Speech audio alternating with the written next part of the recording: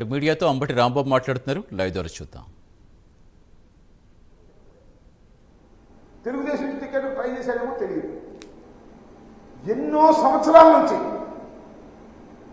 ఎన్నో దశాబ్దాల నుంచి పార్లమెంటుకు వెళ్లాలని శ్రీకృష్ణదేవరాయలు గారి తండ్రి శ్రీకృష్ణదేవరాయలు గారు ప్రయత్నం చేస్తే ఆ ఛాన్స్ అంటూ వచ్చింది ఒక్క జగన్మోహన్ రెడ్డి గారి వల్ల.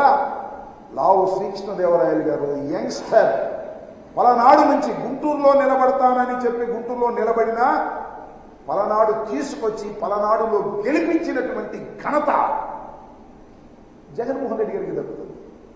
అలా జగన్మోహన్ రెడ్డి గారి ఆశీస్సులతో గెలిచి ఇవాళ తెలుగుదేశం ఆయన ఇష్టం, నేనేం కాదన్నా.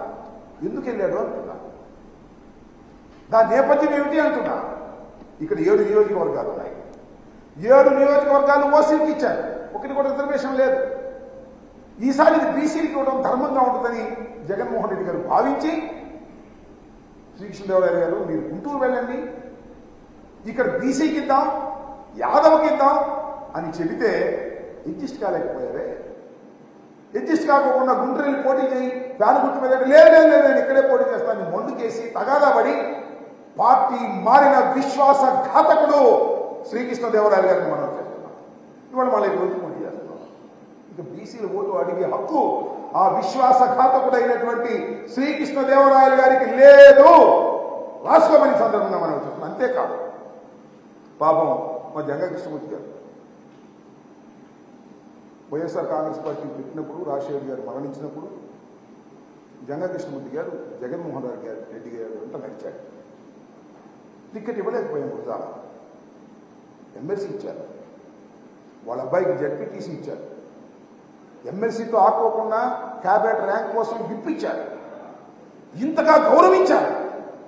అలా గౌరవించిన జంగా కృష్ణమూర్తి మనస్తత్వాన్ని కూడా విషపూరితం చేసి నువ్వు పార్టీ నుంచి తీసుకెళ్ళడానికి ప్రయత్నం చేశావు.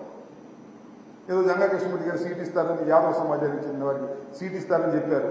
అది కూడా ముంచారు కదంటయ్యా శ్రీకృష్ణదేవరాయలు గారు. నీ మాట నమ్మి జంగా కృష్ణమూర్తి యాదవ సమాజానికి చెందినటువంటి వ్యక్తి కూడా మునిగిపోయేటటువంటి పరిస్థితి తీసుకొచ్చి మీకన్నా చీటర్స్ ఎవరున్నారు? జగన్మోహన్ రెడ్డి గారు స్ట్రైట్ గా చెప్తారు, ఇలా మోసాలు చేయరనే విషయాన్ని దయచేసి గుర్తుపెట్టుకోమని మనం చేస్తున్నాం. ఇలాంటి రాజకీయాలు, కుళ్ళు రాజకీయాలు చేసి లావు శ్రీకృష్ణదేవరాయలు గారు అంటే తులసి మొక్కట, మేము గంధాయి మొక్కడం. నేను మనం చేస్తున్నా లావు శ్రీకృష్ణదేవరాయలు గారే కాదు, నా మీద పోటీ చేస్తున్న వ్యక్తి గురించి కూడా మాట్లాడారు.